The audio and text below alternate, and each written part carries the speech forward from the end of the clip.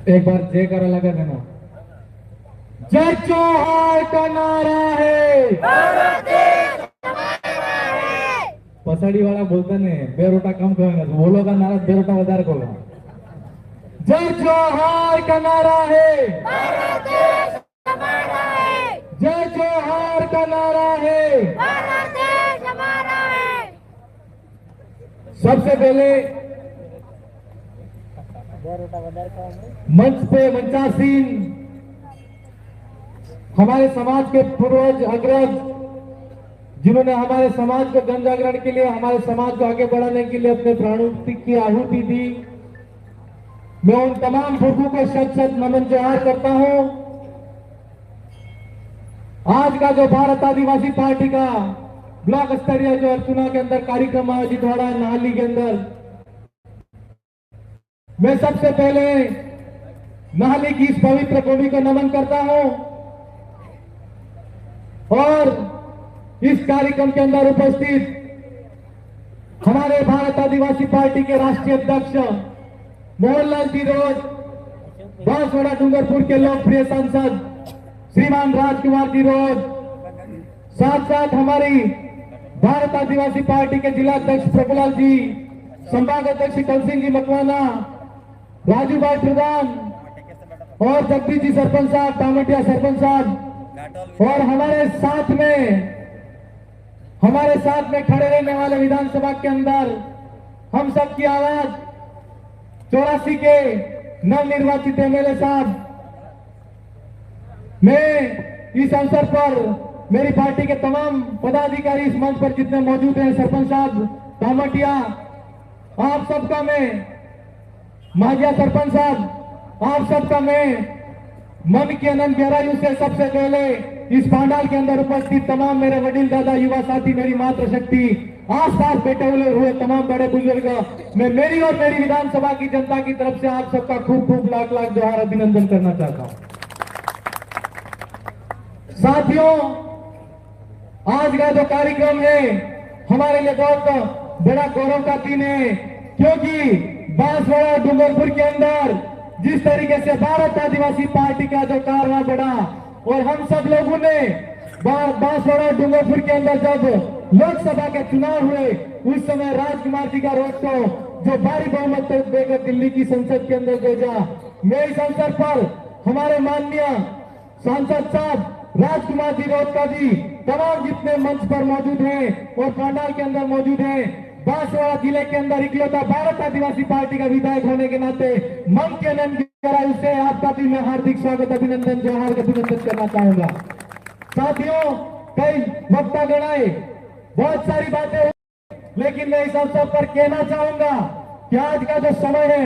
इस भारत आदिवासी पार्टी को इस क्षेत्र के अंदर ही नहीं, मध्य प्रदेश, गुजरात और राजस्थान के अंदर, पूरे देश के अंदर जहां जहां आदिवासी बाहुल्य इलाका है उस इलाके के अंदर आदिवासियों के अंदर एक जन जागरण के माध्यम से, आदिवासी परिवार की जो हमारी विचारधारा है उसके माध्यम से भारत आदिवासी पार्टी का बढ़ता हुआ कारवां पूरे देश के अंदर बढ़ रहा है। लेकिन मैं आप सबसे इस मौके पर कहना चाहूंगा कि हमारे कई वक्तागण आए, वो कह रहे थे कि हमारे इस क्षेत्र के अंदर भारतीय जनता पार्टी है वो आदिवासियों के लिए जहर है। मैं इस मौके पर कहना चाहूंगा कि यहाँ गांव के अंदर रहने वाला, चाहे वो जिले के अंदर हो, उदयपुर संभाग के अंदर हो, आदिवासी समुदाय के अंदर, हम सब ने देखा है कि कुछ भाई जो चारागाह की जमीन पर निवास करते, श्री सरकार की जमीन पर निवास करते और हमारे मकान है, सरकार उसको कहती है कि ये मकान हमारा, ये जमीन हमारी है। अब मैं इस मौके पर कहना और पूछना चाहूंगा कि हमारे तो आधार कार्ड भी सरकार के पास में है, जन आधार कार्ड से परिवार के कितने सदस्य हैं वो भी डाटा सरकार के पास में है। तो जितने भी भाई यहाँ पर बैठे हैं 80% जितने भी लोग होंगे उनके मकान आज की तारीख में चारागाह की जमीन पर और श्री सरकार की जमीन पर है, और सरकार कहती है कि वो जमीन हमारी है। हमारे घाटल के विधायक साहब चले गए, जब पूरा भुटिया के अंदर अभी रात देखना 5 से 6 गांव विस्थापित होने वाले, और आदिवासी जहां जहां जमीन पर बैठा है पहाड़ी इलाके के अंदर, उस जमीन के अंदर सोना छिपाई है सरकार, और इसके जो मशीनरी तंत्र है वो पता करके कहते हैं कि जमीन के अंदर सोना है। मेरा आप सबसे भी कहना है और सरकार से पूछना है कि जहां जहां आदिवासी इलाका है उस इलाके के अंदर आप कहते हो कि अब्रक है, सोना है, प्लेटिनियम है, हीरा है, डायमंड है, तो जहां जहां पर बाजार के जो लोग हैं या जहां निवास करते हैं, जहां पहाड़ी इलाका नहीं है, इस उदयपुर संभाग को छोड़कर और पूरे देश के अंदर जहां जहां आदिवासी इलाके हैं उसी इलाके के अंदर सोना है क्या? मेरे भाइयों, ये समझने का संभलने का समय है। अभी आप हमारे संभाग अध्यक्ष जी कह रहे थे कि 4 एमएलए और 1 एमपी ने क्या कर लिया। मैं इस मौके पर कहना चाहूंगा कि 70-75 साल से हम जिस गुलामी की जंजीरों से जकड़े हुए थे, एक गुलाम तो वो होता है जो हाथों से या पैरों से जिसको गुलाम बनाया जाता है या पकड़ा जाता है, बांधा जाता है। एक गुलाम वो होता है जो मानसिक रूप से हमको बांधा जाता है और मानसिक रूप से हमको जकड़ा जाता है। हमने 79 साल की जो गुलामी इन राजनीतिक पार्टियों की कर रहे थे, उस गुलामी की जंजीरों को हमने तोड़ा है और इस समय हमारे पास में यह जरूर पता लग गया है कि दक्षिणी राजस्थान के आदिवासी को यह पता लग गया है कि हम स्वतंत्र रूप से हम अपने आवाज के रूप में हम हमारा काम कर सकते हैं। हमको यह पता लग गया है कि सरकारें आती हैं और सरकारें जाती है, लेकिन आदिवासियों का 79 साल तक आज तक किसी ने भी कोई कल्याण नहीं किया। विधानसभा के अंदर किसी ने आदिवासियों की आवाज को नहीं रखा, संसद के अंदर आदिवासियों की आवाज को नहीं रखा। मेरे भाइयों, इस लड़ाई को समझना है। अभी ये कह रहे थे कि बांसवाड़ा जिले के अंदर जो ताकत,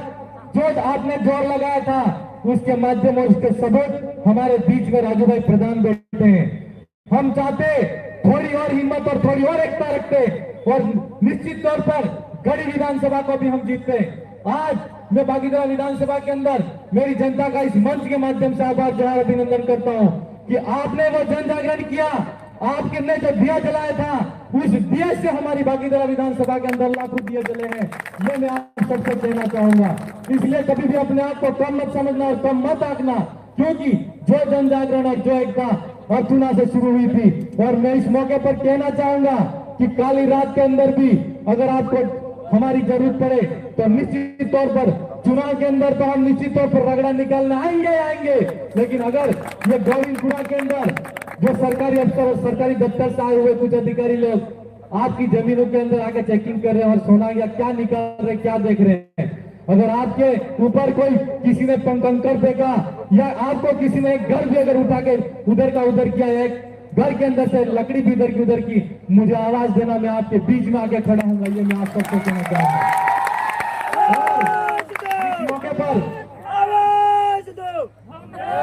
इस मौके पर मेरा आप सबसे कहना है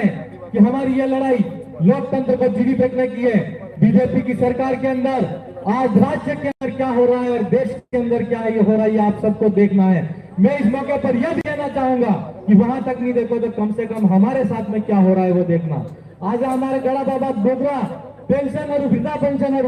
आड़े दफ्तर से इस बीसी के पास में जाते हैं, उस बीसी के पास में जाते हैं और कभी पंचायत के चक्कर काटते हैं, कभी तहसील के चक्कर काटते हैं, कभी जिले के चक्कर काटते हैं। आज पेंशन आए, कल पेंशन आए, लेकिन वृद्धा पेंशन सरकार आज जितने भी 60 साल के ऊपर के लोग हैं उनकी वृद्धा पेंशन रोकी रख रही है सरकार ने। आपने देखा होगा अभी सरकार ने जो नियम बनाया है कि जो श्री सरकार के चारागाह की जमीन है उसके अंदर वो लोग कब्जा करना चाहते हैं। हम 4 एमएलए गए थे जिस समय, उस समय वो बिल पास कर रहे थे तो 4 एमएलए को हमको पढ़ने के लिए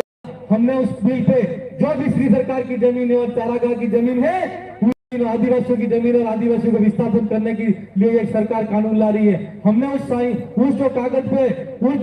जो कानून ला रहा था उस कानून पे साइन करने से ना कह दिया। लेकिन हमारे बीच में एक विधायक बैठे थे सागवाड़ा के, उन विधायक साहब को हमने पूछा कि आपने कम से कम ये साइन किए, ये तो देखो कि ये किसके लिए साइन किया और सर ये कानून बना रहे तो क्यों बना रहे। उन्होंने बोला कि हमारी पार्टी है, हम जो सर पार्टी कहेगी वो करना ही पड़ेगा। इसलिए मैं कहना चाहूंगा कि हमको एक लड़ाई नहीं, अभी भाई सरपंच साहब कह रहे थे कि वन विभाग की जमीन पर पट्टा हमारे सब पास में है, लेकिन पट्टे के लिए हम तहसील के चक्कर काट रहे, जिले के चक्कर काट रहे। मैं इस मौके पर कहना चाहूंगा कि ग्राम सभा के माध्यम से हमारी जो फॉरेस्ट समिति बनी है, एफआरसी जिसको बोलते हैं, एफआरसी का मतलब होता है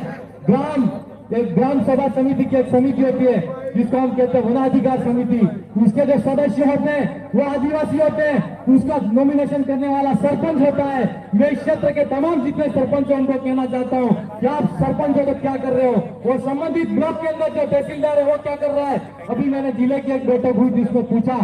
कि हमारे पूरे जिले के अंदर वनाधिकार के अंदर कितने लोग काबिज हैं, उनके कितने पट्टे हैं, वो पट्टों के लिए कितने आवेदन आए हैं, सामूहिक दावे कितने हैं। तो जिला प्रशासन ने बोला मुझे कि एक पट्टू के लिए आवेदन कुशलगढ़ से आए हुए हैं, बाकी बागीदोरा के अंदर 0 है, अर्जुना के अंदर 0 है, और संबंधित जितने भी ब्लॉक है उनके अंदर भी 0 है। मैं आप सबसे भी कहना चाहूंगा और पूछना चाहूंगा, ये सारी फाइलें तहसीलों के अंदर दबा के रखी हुई है, और इस मौके पर कहना है आपसे, अगर ब्लॉक स्तर पर कोई धरना प्रदर्शन करना पड़े और लड़ाई लड़नी पड़े, और जिले पे भी अगर लड़ाई लड़नी पड़े, तो हम सब मिलकर इस लड़ाई को लड़ेंगे। इसलिए आप सबको डरने की जरूरत नहीं है। ये आवाज जिस तरीके से विधानसभा के अंदर हम लोगों ने है, अगर सड़क पर लड़ने के लिए आपके साथ में खड़ा रहना पड़ेगा तो भी हम आपके साथ में खड़े रहने के लिए तैयार हैं। आप सबको हिम्मत रखनी है, ताकत रखनी है। और एक बात दूसरी तरह, अर्जुना के अंदर राजू भाई को प्रधान बनाया तब हम सब एक थे, और अभी उन्होंने एक नया खेल खेला है, इस पंचायत को विभाजन करके जोलाना नई पंचायत समिति बना रहे हैं। मैं उन सबको भी कहना चाहता हूँ, और आप सबसे भी मेरा आह्वान है कि अगर अर्जुना के अंदर नया प्रधान उस समय पहले बना था, और जोलाना के अंदर अगर पंचायत समिति बनाएंगे तो प्रधान भी बाप पार्टी का, भारत आदिवासी पार्टी का बनेगा। इसलिए हम सबको इस लड़ाई के अंदर मजबूती के साथ में खड़ा रहना है, और इस विचारधारा के लिए संघर्ष करना है, क्योंकि संघर्ष अगर जंगल में हो या जिंदगी में हो, जीतता वही है जिसके अंदर जीत हो। इसलिए आपके अंदर जीत होनी चाहिए, ये मेरा आप सबसे आह्वान है और कहना है। मेरे भाइयों, मेरी बहनों, खासकर युवा साथियों को कहना है कि हॉस्पिटल के अंदर हो, थानों के अंदर हो, जितने भी मेरे भाई हैं वो सब के सब, मैं जहां देखता हूं तो थानों के अंदर केस होते हैं, तो वहां पर भी आदिवासियों के नाम से थानों के अंदर ले जाया जा रहा है। अस्पतालों के अंदर जितने एडमिट लोग हैं, 80% माता पिता बाहर बैठे बैठे अपने बेटे के लिए दुआ मांगते हैं कि मेरा बेटा जिंदा रह जाए। अच्छा मेरे भाइयों, आप सबको जिंदगी दी है, आपके माता पिता ने मोटरसाइकिल दी है, तो आप तरीके से चलाओ, उसकी एक्सीलेटर जितनी आती है उतनी ही एक्सीलेटर दबाओ और उतनी एक्सीलेटर चलाओ। ये इतनी स्पीड मत बढ़ाओ कि जिंदगी के अंदर जहां जाना है वहां नहीं पहुंचे और कहीं और पहुंच जाओ, और जीवन पर अपने माता पिता उसके लिए पछता रहे और घर परिवार वाले आपके लिए रोते रहे। इसलिए मेरे युवा साथियों से खासकर निवेदन है कि आप सब अपने जीवन को सुरक्षित रखें, और आने वाले समय के लिए हम सब लोगों को संगठित होकर काम करना है। कहने के लिए बहुत सारी बातें हैं, लेकिन हमारे पास में समय कम है। आप सबका पहली बार एमपी साहब का आगमन हुआ है, बहुत कुछ आपको सुनने की इच्छा होगी। मैं बाकी का सारा समय है वो आपके बीच में एमपी साहब के लिए छोड़ता हूं। आप सब ने मुझे यहाँ पर बुलाया, तमाम जितने प्रतिनिधि इस कार्यक्रम को आयोजित करने वाले जितने भी साथी हैं, उन सबको भी मैं मेरी तरफ से बहुत बहुत धन्यवाद देता हूं। साथ साथ आप सब ने हमको माल्यार्पण किया, पगड़ी पहनाई, इज्जत दिया, प्यार दिया, उसके लिए तमाम जितने यहाँ पर बैठे हुए जनप्रतिनिधि हैं, और आप सब पांडाल के तमाम मेरे युवा साथी, वडील दादा, मेरी माताएं बहनें, आप सबका मनन की अनंत गहराई से मैं स्वागत, अभिनंदन, हार्दिक जोहार करते हुए मेरी बात को विराम करता हूँ। धन्यवाद, जोहार।